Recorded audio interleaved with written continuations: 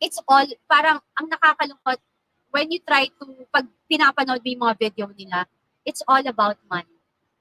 Kasi parang, did you see, pag nag-aayuda sila, kawawa ang tao, I feel so insulted, naiinsulto ako. Sumigaw kayo ng malakas, pag the more na malakas yung sigaw nyo, mas malaki ibibigay ko sa inyo.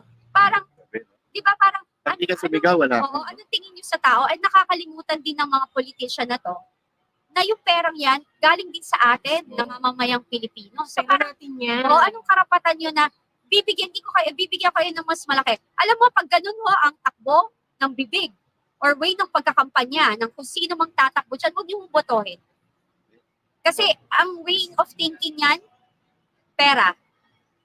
Ang tingin nyo sa inyo, pera lang katapat nyo. Wala tayong integridad. Alam mo yun? Kaliit ang tingin nila sa maraming tao, no, na pera-pera lang. Remember, yung head kasi nila, yung mga